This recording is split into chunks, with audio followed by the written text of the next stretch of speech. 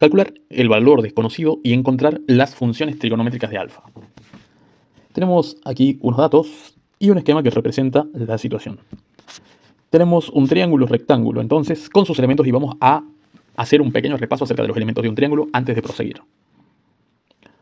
Un triángulo tiene tres lados, que en este caso están nombrados con letras minúsculas de imprenta. Este lado se llama lado A, este se llama lado B y este lado se llama lado C. Las tres letras que acabamos de mencionar están en minúsculas, pero vemos en el esquema que también tenemos tres letras mayúsculas, A, B y C. Estas letras sirven para nombrar los vértices del triángulo. Y los vértices son las esquinas que tenemos.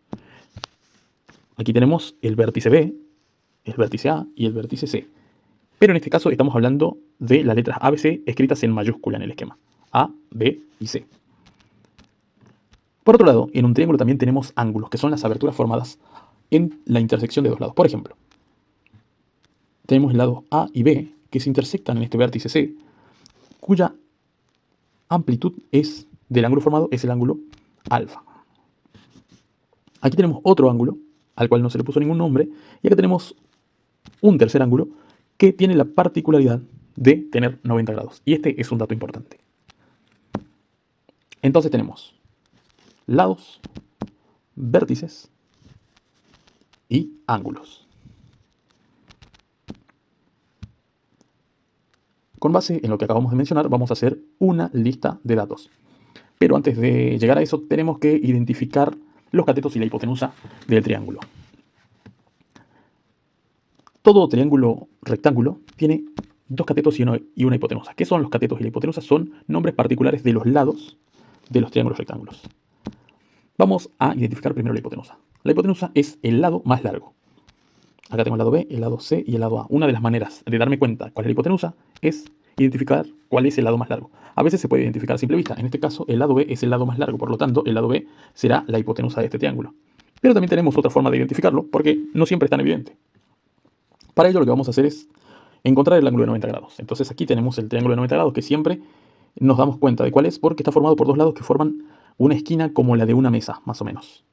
Entonces aquí tenemos un ángulo de 90 grados y nos preguntamos, ¿cuáles son los lados que forman este ángulo? En este caso, tenemos el lado C y el lado A que forman el ángulo de 90. Como estos son los lados que están formando a este ángulo, estos lados no pueden ser la hipotenusa. Nunca la hipotenusa son los lados que forman al ángulo de 90. Entonces, la única opción que me queda es que B sea la hipotenusa, porque B es el lado que no forma al ángulo de 90.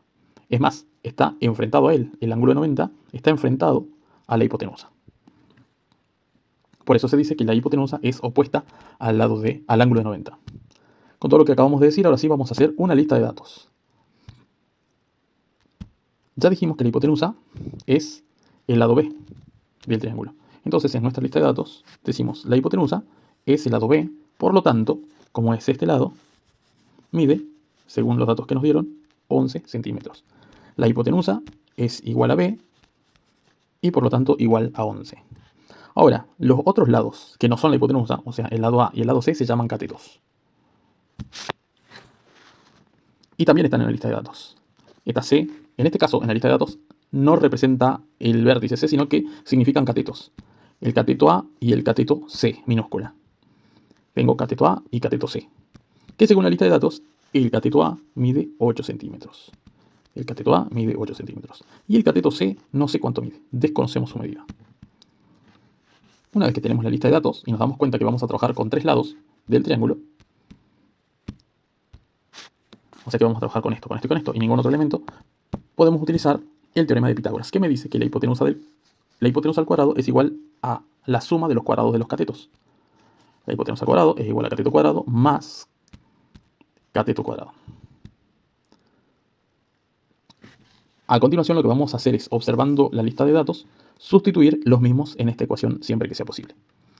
Entonces lo que decimos es, la hipotenusa se va a sustituir por B, o sea, por 11 centímetros. Este 11 lo vamos a escribir en el lugar de la hipotenusa. Y es lo que tenemos acá. La hipotenusa es igual a 11 centímetros y este cuadradito está acá.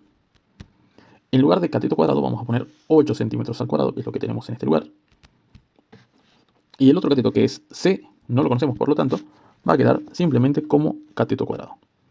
Entonces, hipotenusa al cuadrado es 11 al cuadrado, cateto al cuadrado es 8 al cuadrado y c al cuadrado es c al cuadrado. El igual permanece tal cual.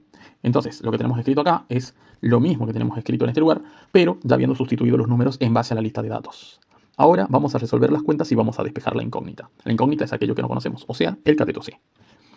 Elevamos 11 al cuadrado, que es 121. 11 al cuadrado, 121. Y el centímetro queda elevado al cuadrado. 8 al cuadrado, 64. Y el centímetro queda elevado al cuadrado. Esto baja tal cual porque no conocemos el valor. Entonces, 11 centímetros, todo elevado al cuadrado es 121 centímetros cuadrados, 8 centímetros. Todo elevado al cuadrado es 64 centímetros cuadrados. Como tengo que averiguar el valor de esta incógnita, tengo que despejar. Es como si tuviésemos una x de una ecuación cualquiera, solamente que en lugar de llamarse x se llama c. Tengo dos términos y para despejar c tengo que deshacerme de este término. Para ello, tengo que pasarlo hacia la izquierda. Como el 64 es positivo, podemos decir que está sumando y pasa restando a la izquierda. Entonces, el 121 baja y el 64 pasa a la izquierda restando. Quedándome entonces al lado derecho del igual solamente la c elevada al cuadrado. Podemos restar 121 con 64 y nos quedan 57 centímetros cuadrados. Finalmente, el cuadrado de la c pasa como raíz al otro miembro, hacia la izquierda. Entonces, este cuadrado ya no está más y me queda solamente c, porque el cuadrado pasó hacia la izquierda en forma de raíz cuadrada del número que teníamos.